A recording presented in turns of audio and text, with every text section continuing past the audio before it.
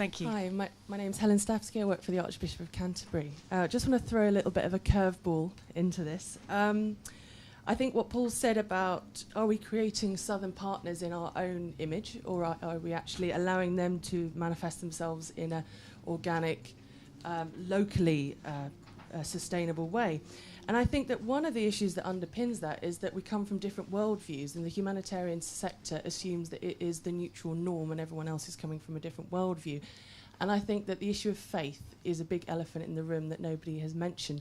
Many of these local partners you're talking about are faith-based actors.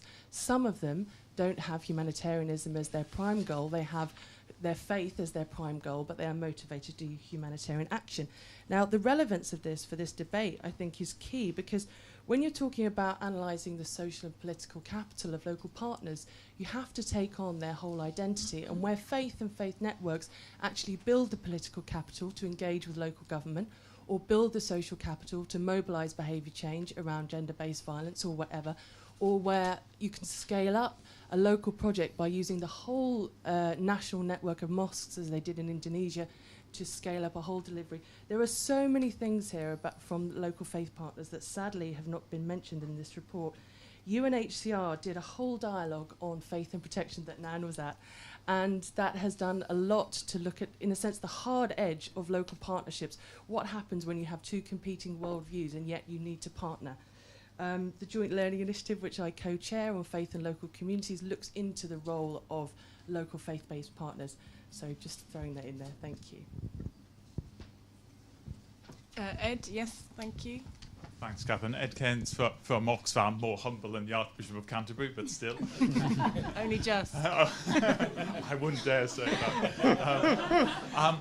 First of all, can I just say, I think this is a really welcome report because it's timely and evidence-based. So completely agreeing with Nan's point that there are a bundle of unresolved questions, but I don't think that means that there's not just an urgency for change, some of which should have happened. Two questions. The first one, which is slightly trying to answer Matthew's question to us, is has the time come to put a figure or a target on the need for investing in change? So for us in Oxfam in the last few years, we've more than doubled, though to a humble figure of 21% of our humanitarian spend, which is now through partnerships, which you might think is fairly modest, but it's massively more than it used to be. And that's happened just from a rather broad commitment. But we are at least thinking internally whether it would help us live up to that commitment by putting a figure or a target on it. Now, DFID obviously has had stated commitments of how much it will spend on DRR, how much in conflict and fragile affected states, etc., beyond 0.7, obviously. So the question is, has the time come for us all, official donors and others, to put targets and figures on that commitment to sort of overcome blockages to change? And the second question is a sort of far broader one, because I agree with Dylan that something that doesn't come out strongly from this wonderful report is the state and the private sector in affected countries. And from Oxfam's experience, a big part of local civil society's role, at least in some countries, is what it can do to influence the local and national state and private sector. And I agreed with Paul's point about we should all accept that we're political, we should all stand together with our partners, but I'd wonder what the panel thought more specifically what the partnership agenda means for helping partners in their role, particularly on influencing the local state. Thank you. John? Yes, thank you. This is John Mitchell from ALNAP. I have one question around the criteria of relevance and appropriateness that Ben mentioned earlier. And this question is informed by a meeting that I attended last week in Germany. The MSF every year holds something called a Humanitarian Congress. And the keynote address at that meeting was given by the director of the ICRC, Yves Decour. And he outlined some of the difficulties that he saw about agencies, humanitarian agencies, particularly do-nontist agencies, I guess, staying true to the principles of impartiality and humanity. but particularly impartiality. And he outlined 3 reasons that he thought that this was becoming more and more difficult. And 2 of them were at the level of realpolitik, and they were at the level of macro level politics. But one of them was what he called outsourcing. And I think he meant by that is NGOs using partners, making political decisions to use partners to work in conflict situations where they don't have as much control as they ought to. And he saw that as encroaching upon the difficulty of maintaining impartiality in particularly conflict situations.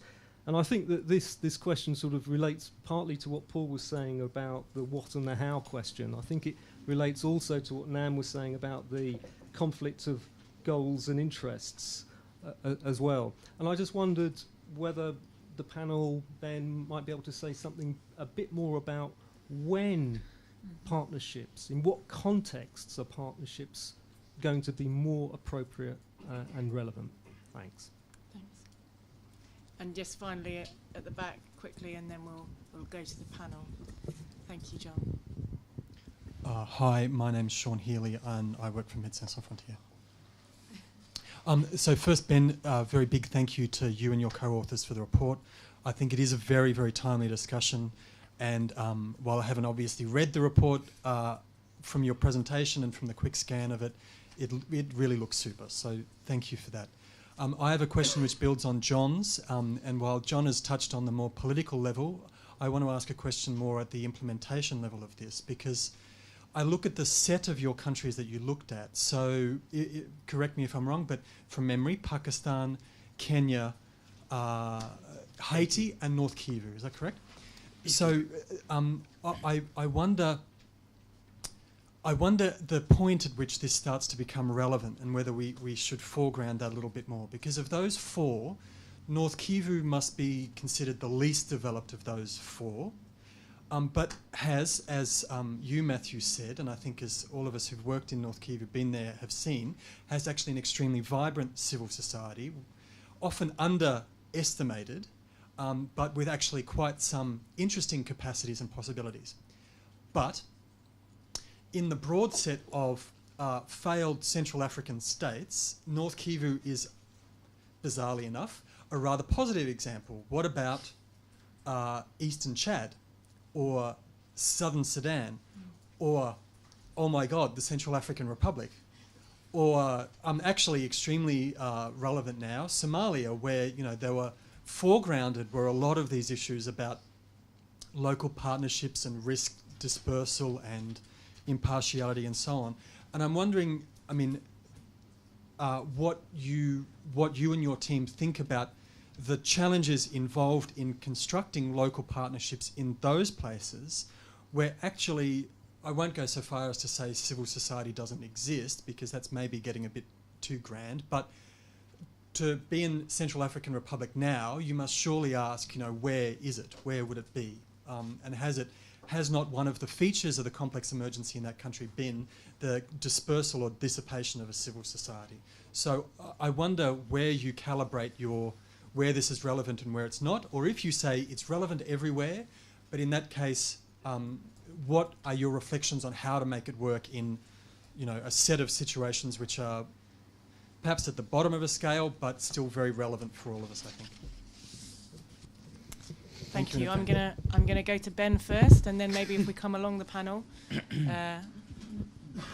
if people can respond quickly, we'll go out for another set of questions as well. Sure. On faith-based organisations, thank you for the question. Obviously, 3 of the organisations are faith-based organisations. We, as Catherine said earlier, this is actually divided into 2 reports. This is the first one, which is really looking at the contribution to performance. There's another report which will be coming out in the next couple of months, which is much more focused on the process, how you actually end up building partnerships, the process by which you do it. And there, what we actually found was faith-based organisations where they share values can indeed have great benefits in terms of almost having a pre-existing, preset way of doing partnerships in rapid response settings. So it really kind of came up there. Sorry, Ben, can I just ask you to bring your mic closer and, if you Is just it speak towards it. Sorry, it is on, it's just Okay. that you need to... Sure. Not look at Helen. Sorry, Helen. Okay. So, that's better. So yeah, I think absolutely, but it didn't necessarily come up as a really key thing around performance when we spoke to people. You know, when people talked about what effects do partnerships have, and what benefits do they have to the communities on the ground, faith wasn't mentioned in it. It wasn't, the faith-based element didn't come through as strongly as it did in the process of developing partnerships, and indeed the why of developing partnerships. So it's not a conscious gap, but absolutely something that we will be addressing in a follow-up report. On the point about the gap, Ed, you said a lot of things there, and I think some of it wasn't for me, but the point around the gap, we didn't look at government, we didn't look at private sector, because that wasn't essentially what we were designing this report to do. We wanted to look specifically at how international NGOs worked with national NGOs in a number of different settings in order to deliver against response activities. It's not to say we didn't take account of things like the private sector and local government where they impinged on that relationship. So there's some interesting case study material from the DRC where the accountability systems that are being developed by the local NGO and by the international NGO were then challenged by the local government, who basically thought this was a way of importing Western standards and ideas into. So that we did look at it in that context, but it wasn't the core focus. And I think there is work to be done in that space as well. John, thank you for the easy question. When partnerships work and what context in that political sense, I think. There's no kind of, as you know, that, and you probably knew this when I asked the question, there is no kind of immediate answer to this. So there's no hard and fast answer. One of the things we suffer as a sector is a desire to get a cookie cutter that can essentially say, this is what fits every single situation. We're not going to be able to do that. And I think this may also speak to the question from our colleague from MSF, whose name was Sean, that essentially we need to, a little bit like how we think about engaging with government capacity. We can think about situations where there's good government capacity and there is will to engage in humanitarianism, or indeed where governments may lead the humanitarian intervention, and that requires us to have a certain kind of response, a certain way of engaging with governments. And then we might think about situations where there is the will amongst governments but not the capacity, so you need to find ways of supplementing that. You might think of a third situation where there isn't the will and there isn't the capacity to engage, and a fourth situation where governments are actively creating crises for the populations within their so-called responsibility. And so when we think about engaging with governments in humanitarianism, we have that at least as an ambition that we're going to have a more nuanced approach. And I think exactly the same thing needs to happen in this area of work. And it applies to both those questions, actually. Whether or not we've got those bits of the puzzle in place, whether or not we can have that classification as clearly, I'm not entirely sure. But I think that we definitely have to be thinking about it in those terms. Specifically in those situations, as you say, where Sean, where there isn't much capacity, but where there is incredible things happening through, and it may not be civil society. And again, going back to the point that Dylan made very clearly, and that Ed reinforced, that you can have private sector bodies where the line between civil society and private sector may be actually very blurry in Somalia, but it may well be a mechanism for delivery. And we don't really deal with that very well as humanitarians. We may do it and hold our noses, but actually, I think in a way the answer to your question is that no one body of organisations has a monopoly on compassion or a monopoly on humanitarianism. And maybe it goes back to the point that Nan said earlier as well, you know, what is a humanitarian organisation? If we started applying that criteria to ourselves, quite a few of us would have to take the hat off, actually. Thank you. I'm not sure what to do with my hat now. I can't. A very I don't really know where to start. There's such interesting questions. Maybe just one, the issue of influencing the local state. I mean, I think probably the places to look are in the agencies. It's an iterative learning piece, and probably the places to look are in the agencies that have been doing this for many, many years, or have been engaged with this question for many, many years, of which there are a number in the ALNAP membership. But it does strike me that there are probably three sub-questions, if you like. Should we, is it part of what we as an organisation exist to do, to be engaging with local politics and to be sort of facilitating or supporting change in the political constitution of this place? And that will probably be a general question in all contexts, I guess. Secondly, is if the answer to the first thing is yes, then actually what do we think a polity should be? What is this state that we should be in? What direction do we go in? Do we have a sense of what good looks like here, or do we say that is contextually different from one place to another, and Somali good is very different from Kivu good?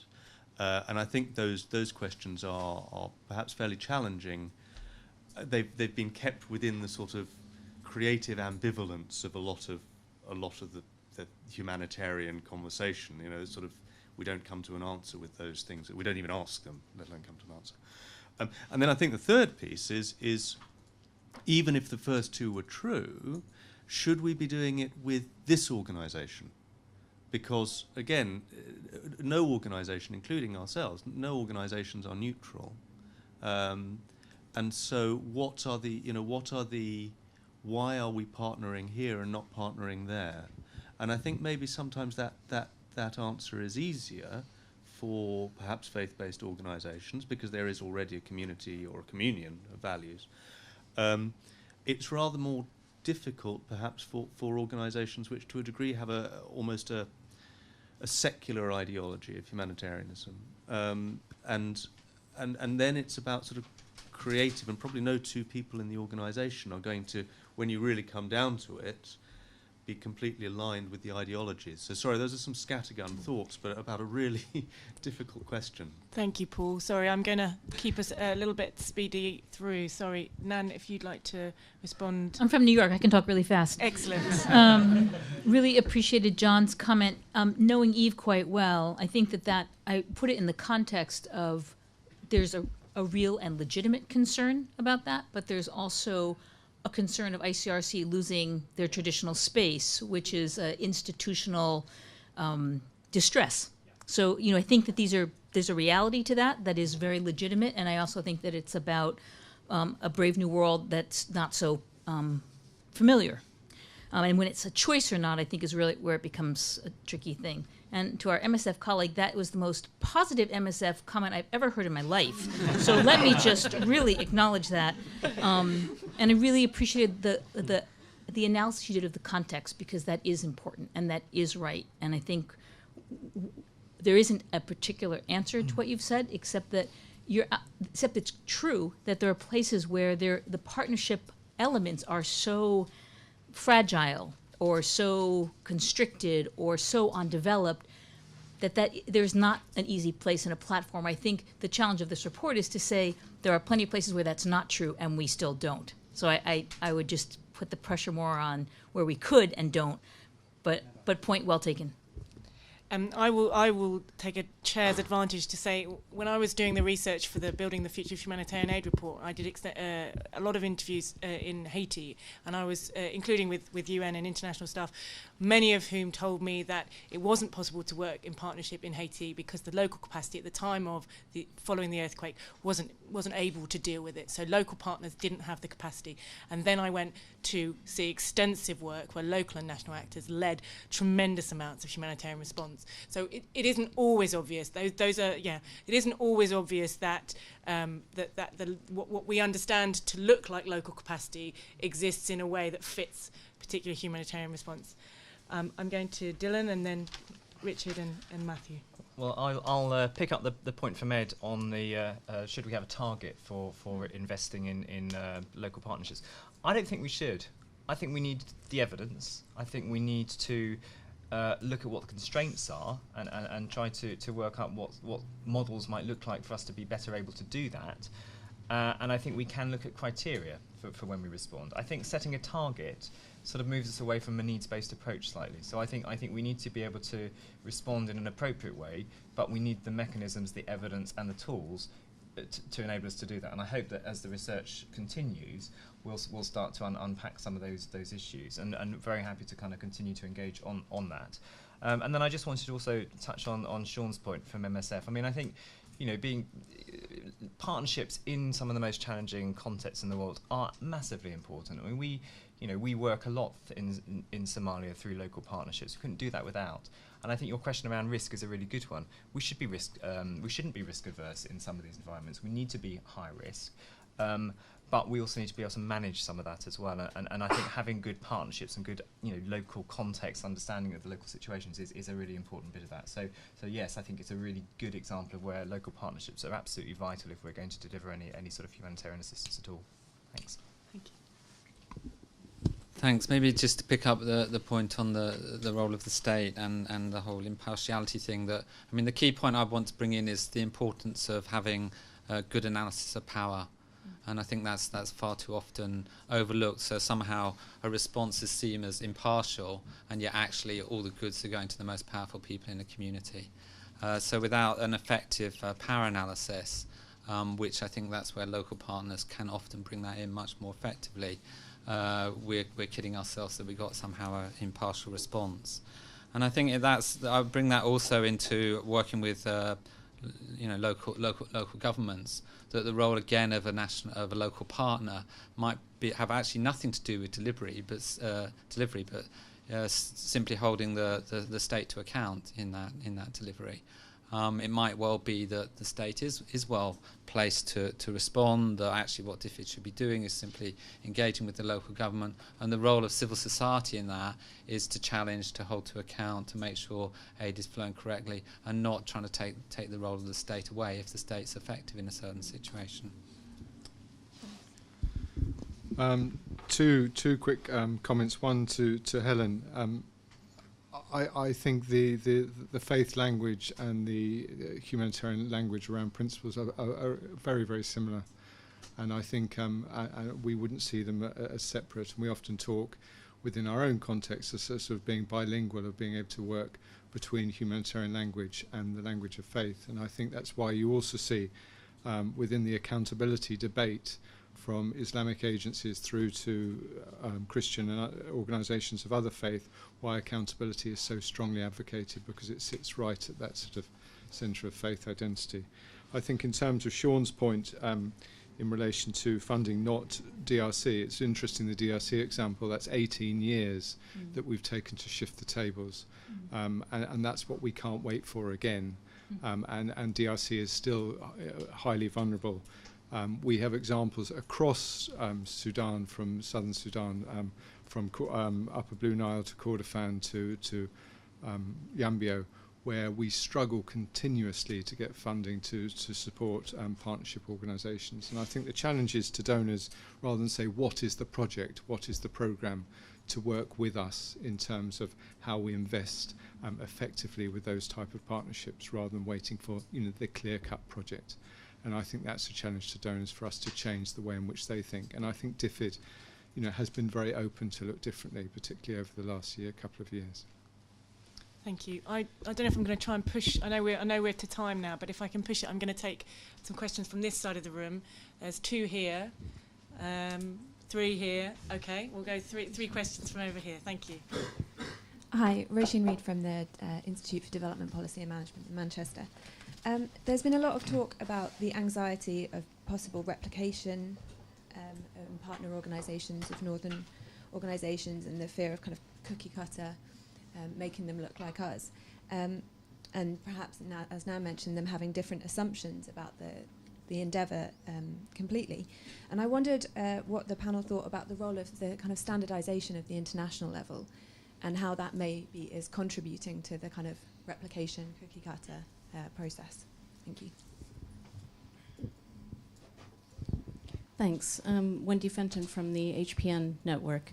I found the report really interesting, so thank you very much. And I just wanted to, again, building on the cookie cutter issue, to say that, we've talked a lot about local organizations, as if those are the people that we always work with, whereas a lot of the response is really by individuals, or groups that are not really groups even. They're people that are working and living in those societies. They might be community-based organizations. They might not even have any structure or form.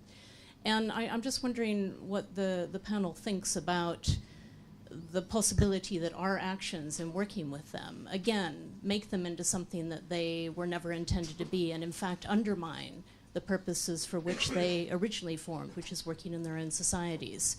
And I know from my own work in southern Sudan that the donors last year were considering a civil society capacity building fund. But one of the criteria that they wanted to impose on it initially was that all the organizations that were going to be involved, that they would build their capacity in advocating with local government. And that wasn't how many of these organizations saw themselves. And so those who were involved in service delivery, which was really a way of engaging, at their level, were going to be excluded from that because that wasn't seen as, a desirable capacity in that sense. Thanks. Elizabeth Blunt, Irin News. I wanted to pick up what Richard said when he gave the Ethiopian example and the Sudan-based organizations as an example of very effective organizations during the famine.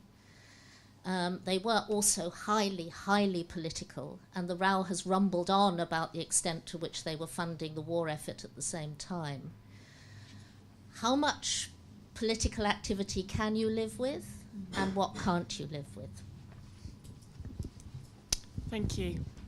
Maybe Richard, do you want to take that to start with, and we'll kind of come back, or shall I? Or shall we leave it there for a second, and I'll come back to you? What would you prefer? I mean, as you say, I think on the last point, there's probably differences of opinion. In terms of how politicized that operation was, but in any highly contested area, civil war and so on, we see it in Syria at the moment with very different organisations. Aid is obviously going to be part of that whole sort of volatile political mix, and the key point is we need to analyse that, try and find out what's going on. There is certain, obviously, humanitarian impartial standards that we have to follow, be that as a faith-based organisation or a political organisation or political group. But the alternatives of not working through some of those organisations are not necessarily any less political. It's all about choices we make and how we balance it up. So I think there's clearly the importance of reaching as many people as possible, everyone having fair access to aid, and that has to be. That's why you do need a range of actors. At the same time as really engaging. None of this is going to be easy. It's messy, just as development is messy. But it's only by actually engaging with it and engaging with the different power structures that exist can we also contribute to solving some of those problems and the deep-rooted core. Thank you. Nan, can I ask you to reply to the question about standardisation and some of those questions and other questions that you would like to respond to? Sure. Sorry. Wow. Okay. So first of all, this sort of reminds me of what's that Danish guy, Niels Bohr, the whole thing about does the very action inflect the action. So I think that's a really, Wendy, a fascinating kind of question about creating the actual action that's already happening by your own action. So I have no answer to that, but I love it. So standardization, I think one has to kind of recognize that most of what we are familiar with came out of extremely good intention. And I want to underline that, whether it's Sphere or the Code of Conduct, it was really about saying, look, we have responsibilities, we have accountabilities, we want to get this right, and here are some of the things that we think will do so. That said, technical standards are a much easier thing to have agreement around and clarity around because they're technical and they're often evidence-based. They're public health, they're sanitation, and the ones that are less clear, like shelter, are ones that have big social elements to them. And I think that can be that one of the issues about the codes and the humanitarian charter and HAP is that it's much more about how you do things. And that's where it goes back to what I was trying to say earlier, which is I don't know if we really all agree on what that how is. Does it really get us to the same place? So I think that a lot of the standardization has been very positive and very positively received, certainly by lots of national NGOs around the world. Sphere would not be in 42 languages if there wasn't a pull factor. So I think that's good. I just want to say about the beneficial participation piece, because this is really a question to me. In this city or in this country, is there a divided opinion politically about what's the future of how you should spend your taxes? So this is my big question back to you all about beneficiary participation, which I think is critical, but we're assuming that we kind of will get this one note, and that one note will be our direction, when I think if you asked people, there'd be really different answers. Some would like impartial care, some would like big private sector, and I think we haven't wrestled with the complexity of, quote, beneficiary interest, desires, and needs. We kind of make this assumption that it's going to be one thing. I don't know where that came from, but I just have been wrestling with that, so I was hoping to get some feedback from more intelligent people. I don't know why Thank you you, passed the mic Nan. to me. I was going to say, I think it's because somebody mentioned complexity, Ben. No, so well, I'm going to stay away from that.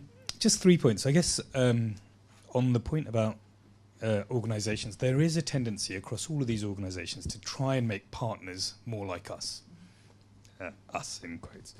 But actually, in those examples, and just going back to the report now, where the partners themselves most appreciated the capacity building efforts, where they felt they were most able to contribute to the shared outcomes, is because there was a relationship that was put at the heart of that dynamic. It wasn't, and that's often quite something we don't really like to talk about in humanitarian context, because it seems a bit soft and a bit fluffy, but actually the relationship at the core of the partnership was what enabled that capacity building to work, and that sense of mutual trust. And it's essentially saying we are different, we need to build on that. And and a lot of the partners that see that relationship, they feel that essentially they're not getting, for example, in conflict settings like the DRC, they're not getting risk transferred to them. So it's just a way of essentially getting brown people in the field of fire rather than white. Do you know what I mean? There's a real challenge there, and the risk sharing is one where people feel there's a relationship, and that relationship is the core of it. Money is almost secondary to that among those areas where capacity building actually really works. That said, there is an issue around standardisation which hasn't been touched upon, and it's maybe slightly different to the one that you highlighted, which is that the costs of standards and the demand for information that's being placed by donors in very well-meaning ways at the high levels of the system are increasingly being transferred down the line to partners without any accompanying investments. And so a lot of the partners we spoke to actually said, look, we're being asked to do the monitoring and evaluation. We don't really get any investment or training in it. We're being asked to make sure that we meet the sphere standards. We're being asked to make sure that we meet HAP standards. So there's a real issue around how we, organisations that work with partners become mini donors in a sense and pass the checklist down the system without, as I say, resources. And that is a real challenge.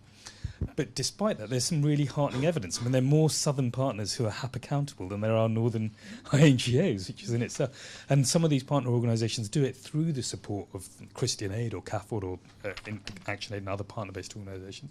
Some of them take it upon themselves to do it and seek investments from a variety of different places and have to be quite strategic about how they do things in order to meet those standards. So I think it's not a kind of simple one set of answers, but we do need to pay attention to that. And I guess that brings me to the point that you made, Wendy, which is, yes, there are really issues around some partners. Essentially, there was a memorable phrase that one person in Pakistan raised, a CEO of a Pakistan organisation, that we end up as rabbits drinking from a fire hose in some of these emergencies, just get shredded by the sheer volume of stuff that's being thrown at us.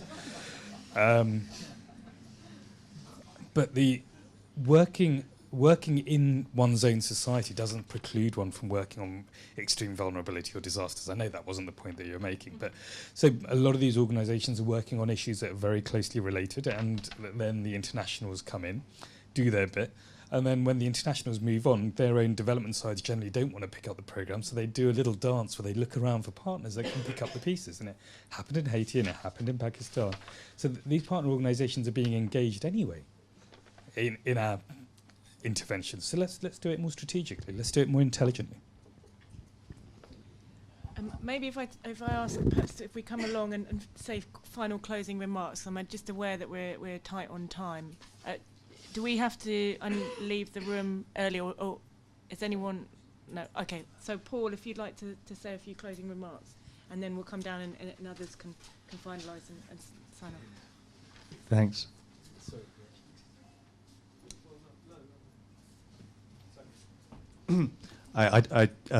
Not closing remarks, not the end, but the beginning. I think it's not time for closing. One very interesting thing I think many things to say, but one thing just on the standards and the sort of diversity, you know, that tension between standardisation and diversity, which I noticed in the report, and I just wanted to underline, was how the voluntary standards, and I think it's true to say that the voluntary standards in the report had been seen as a place to have a conversation. And so it might depend a little bit on the nature of quite what is expected around standardisation and whether that's a place that you depart from or a place that you end up in. Just to say that, unfortunately, the U.S. government is looking now at their partner vetting system. I don't know how many people are familiar with this, but this is around the anti-terrorism work, and they're looking now at jumping over the INGOs and looking for direct response from the national not national societies, but national NGOs, which I think has, if this is true, one could say that maybe it won't happen because it's too difficult. But if there's truth to it, it would have enormous security implications as well as just completely overwhelming national NGOs. So that's an unfortunate note to end, but I think if we look at partnerships, we need to look at all the kinds of pressures that might be coming at national agencies more and more. Sorry. Thanks. I guess just to say, it's been a really interesting discussion, and I think it is the start of, well, it's not the start of a conversation, but it's an ongoing conversation, and I think, you know, agreeing some real practical next steps. I mean, hopefully you're having a follow-on discussion to this afternoon. Again, I think DFID will be very open to working with you on some of these constraints. I mean, it's a shame we haven't got longer to talk about all the different issues, but it's clearly going to become more and more important as the trends in humanitarian crises continue. And I think as a whole, we won't be able to respond unless we can sort this issue out. So I think it's something that, you know, time to act now. Let's get some practical, detailed discussions going and see if we can't come up with some solutions.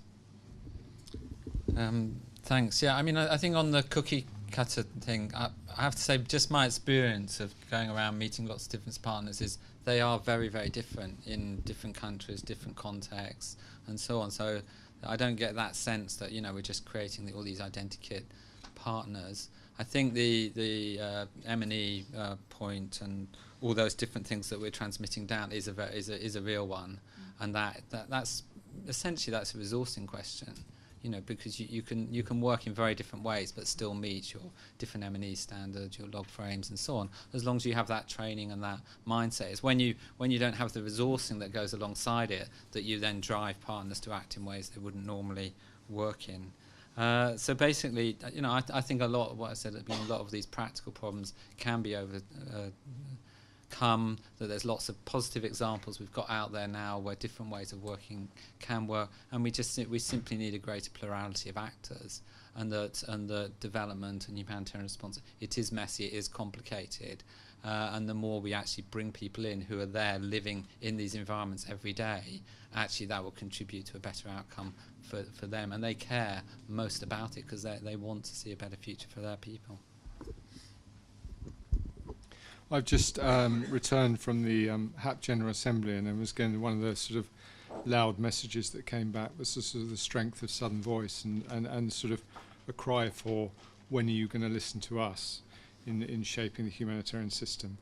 I think it's about moving on, it's about celebrating, as I've said, it's not trying to find one model to fit all, it's about celebrating difference, diversity. It's not an either or, but how we move ahead. I think, as Paul, you said, it's about the fear of what that uniqueness would look like, or the unknown, and people always want to know the unknown before they're willing to step forward. But that's the major mistake. It is about reshaping the sector, but not to make one model that fits all, but about shifting funding. And I think that's a critical importance over the years ahead of getting that balance back into the sector. Thank you. So from the unknown unknowns to the known unknowns, I'd like to end by thanking again Ben, Paul, Nan, Dylan, Richard and Matthew, and thank you all for participating both here and online. We look forward to revisiting this area, hopefully having moved forward in weeks and months to come. Thank you.